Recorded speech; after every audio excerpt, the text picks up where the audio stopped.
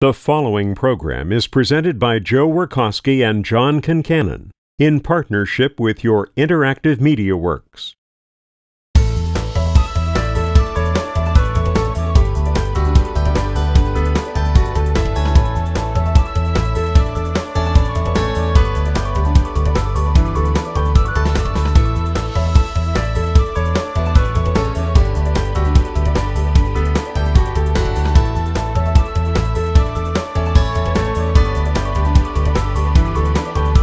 Welcome to your Interactive Media Works. We're focused on your business success.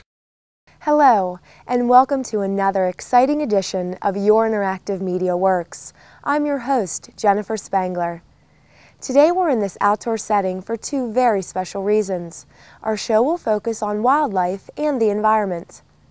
Later in today's episode, we take a close-up look at our award-winning DVD covering an outdoor training seminar all about hunting the elusive white-tailed deer.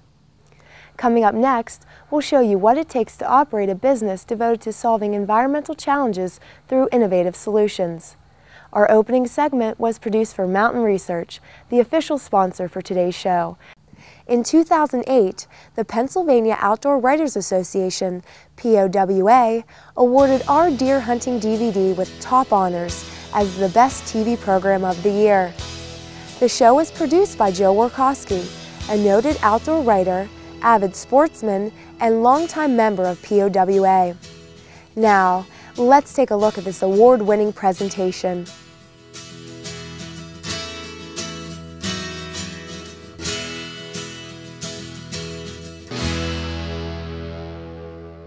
Hunting for the elusive white-tailed deer in the steep mountains, broad valleys, and farmland fields of Pennsylvania has a long and colorful history.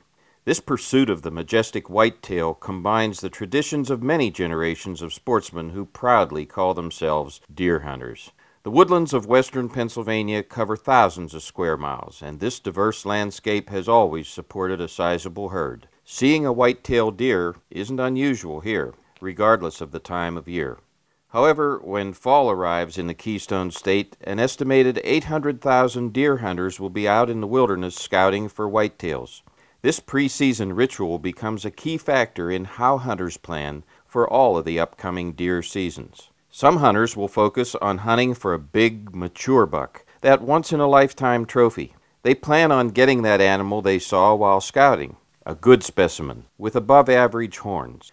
Through the artistic work of a skilled taxidermist, the finished whitetail mount will always be a vivid reminder of a special moment in the hunter's life. It represents the pride of accomplishment and many decades spent searching for this highly prized big game animal. They'll ultimately display that buck on their den wall at home. Other hunters may venture outdoors solely for the other pleasures the hunt offers. They enjoy the chance to be in the great outdoors and observing deer in their natural habitat, to study their actions, movements, and habits in all types of terrain and weather conditions.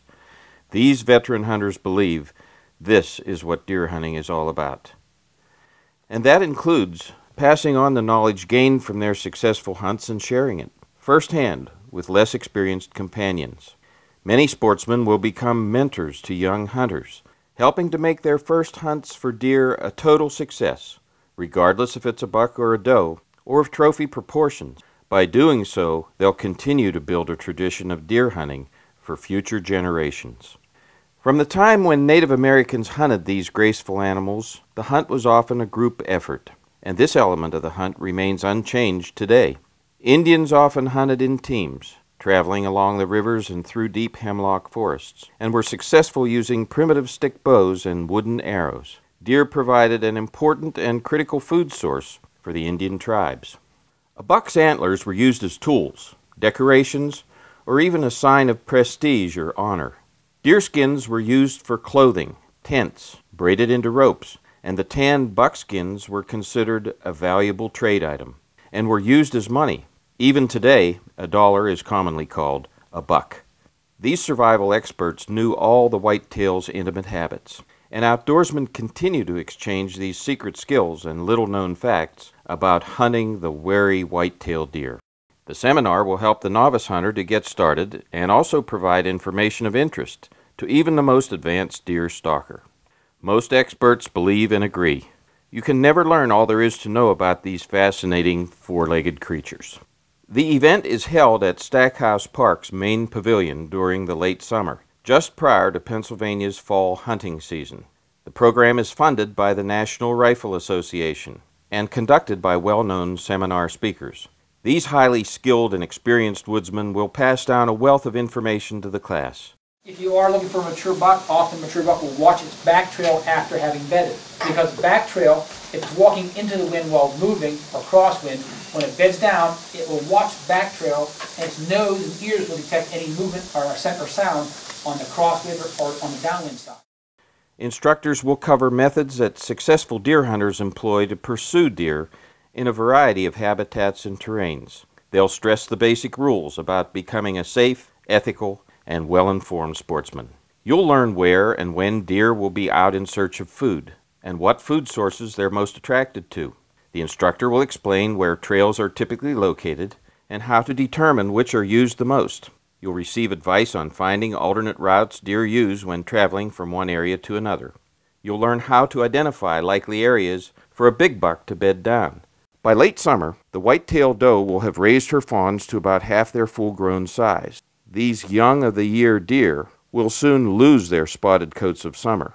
With winter approaching, they'll have to be physically able to find food on their own, enduring deep snow and the cold, harsh storms to come, while avoiding hungry predators like coyotes and other hunters, too.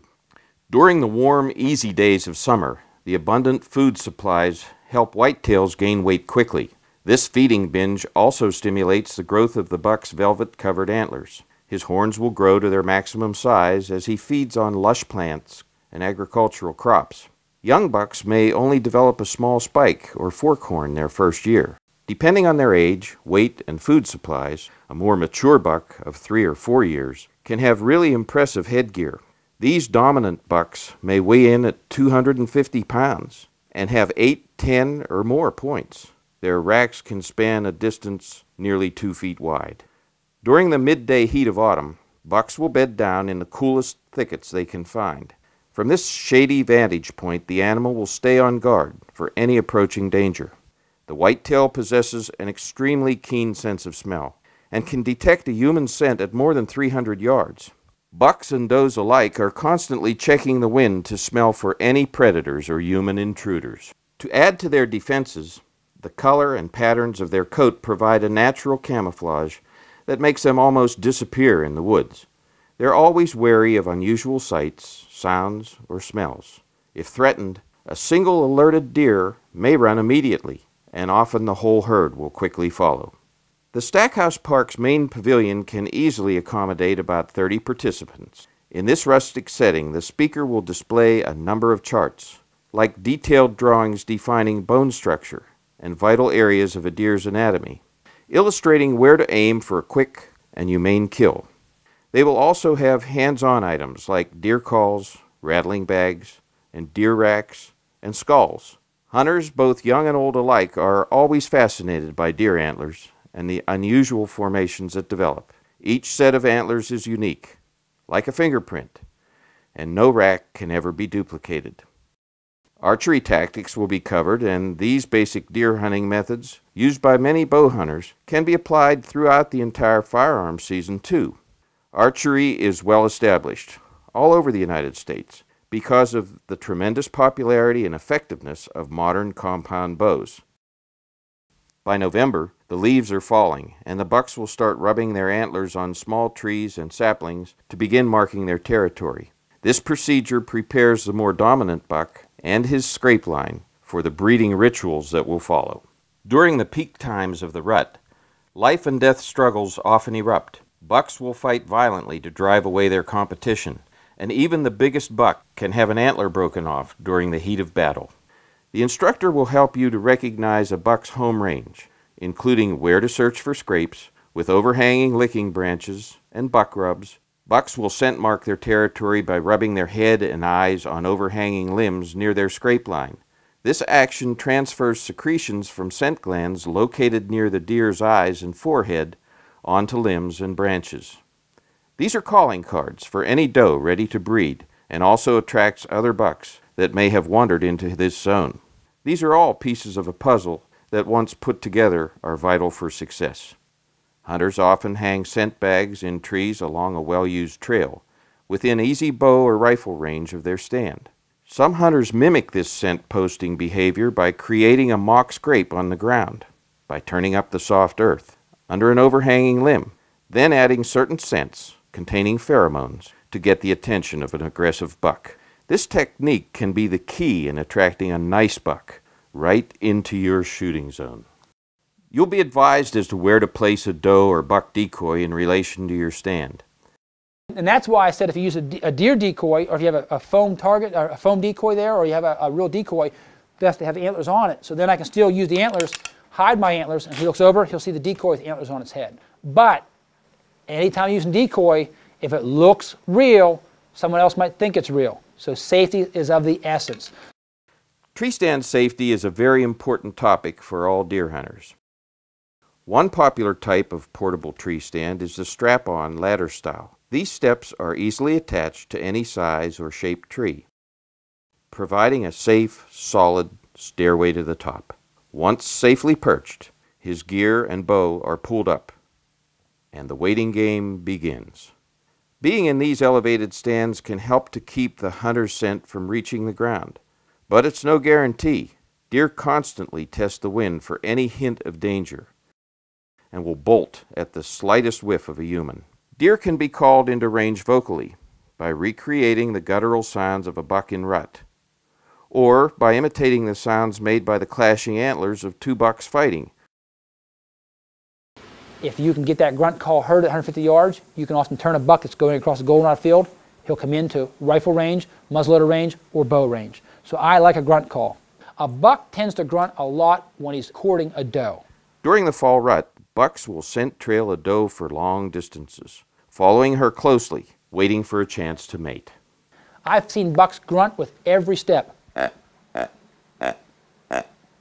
Grunt calls do work very well. This bit of knowledge may be all you'll need to place your stand in the right spot to intercept a rutting buck.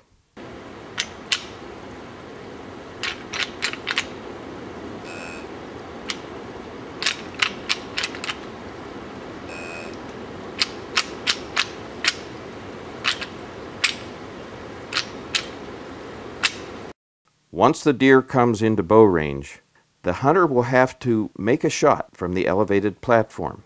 Bow hunters not accustomed to heights should practice this maneuver thoroughly, because when your quarry arrives on scene, the shot must be taken with confidence. The buck closes the distance to the hunter's stand. He pauses. The bowman releases a well-placed arrow. If all goes according to plan, the bow hunter will find a beautiful buck at the end of the trail. Modern muzzleloaders are gaining in popularity, and many states have special seasons just for the avid black powder hunter. These firearms have significant historic meaning and represent a long-time tradition to Pennsylvania deer hunters, going way back to the early pioneer gunsmiths. During the late 1700s to the 1840s, Keystone craftsmen built some of the most accurate and beautiful long rifles ever designed, all from tiny and primitive log cabin workshops. These blacksmiths and woodworkers also built flintlock pistols, exquisite powder horns, and manufactured all the other accessories that were so important for hunting and surviving in these remote mountains. Today, the old-time flintlocks and percussion-type rifles are still being used successfully by deer hunters each season. The high-tech, updated inline muzzleloaders are now well accepted by hunters and are very reliable and weather-resistant. These guns rival the accuracy of modern center-fire rifles. Many states have special early buck seasons just for the inline hunter. The seminar will also cover how to hunt deer on their terms, by stalking or still hunting. Hunters employing this method must be confident that deer are in the area. Hunters must be patient, moving slowly and silently. On this hunt, you should know which trails and escape routes the deer use most. You must spot the deer before they spot you. Nothing is more disappointing than seeing white tails waving before a shot can be fired. Hunters must stay focused on the landscape, and quality binoculars are a real advantage. Seminar students will participate in the placement of a vital organ chart. This exercise is all important to understand deer anatomy and where to aim for a one-shot kill. Finally, when that big buck suddenly appears, all the practice at the shooting range, the hours spent scouting, and days spent hunting all come down to a few seconds of action. The buck is in the crosshairs, and the sportsman is ready for the shot. When the smoke clears, the hunter looks for evidence of the deer's departure. If the shot placement was precise, a good blood trail can be easy to follow. The buck of a lifetime may be the ultimate reward. A successful hunt for a trophy whitetail means many things to the hunter. All of them have importance that only a true hunter can appreciate. The number of points, size, spread of antlers, and the venison for the freezer are the most obvious. However, the actual hunt, all the elements of that special day afield, will form a picture in the hunter's mind, an indelible image he'll remember forever. When that special morning dawns, you may find yourself taking a novice hunter out for the first time on a spectacular fall day. And by applying the additional knowledge gained from the Stackhouse Park seminar, you can make your deer hunting adventure a successful and exciting event, creating memories to last a lifetime. To learn more about the seminars or to purchase a copy of the deer hunting DVD, contact Stackhouse Park Ranger Jim Pasco at 814-536-1674. We want to thank Jim Ray, Ed Dobson, and the entire staff at the World Headquarters of Mountain Research for making this show possible. We hope you've enjoyed our broadcast, and feel free to contact us with any questions or comments regarding this program. For all of us at Your Interactive Media Works, I'm Jennifer Spangler. Thanks for watching.